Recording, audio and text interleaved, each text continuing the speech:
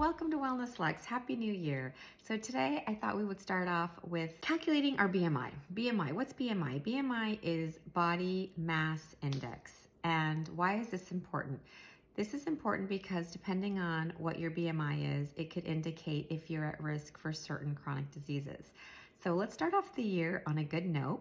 Let's calculate our BMI, and then I'm going to share with you in the next few videos how we can make sure that we get a healthy BMI if we're not there. So you want to first figure out how much you weigh, okay? So let's say you weigh 122 pounds. Write that number down. Then I need you to get a calculator because this is going to end up being a huge number. You have to calculate your weight times 703.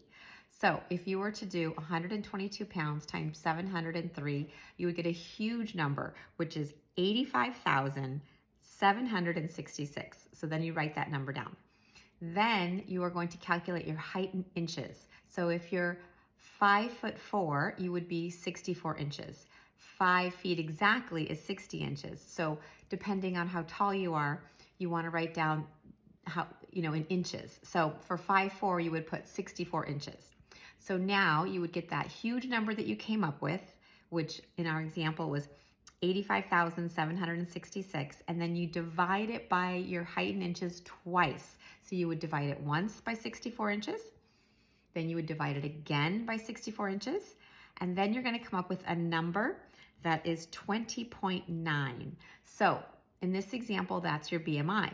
Now, ideal BMI is between 18.5 and 24.9. So if your BMI is above 24.9, then you're on the higher end and you're at risk for some chronic diseases. So we're going to talk about that and how we can change that for the new year. So live your best life, look and feel amazing, and journey with me to 100.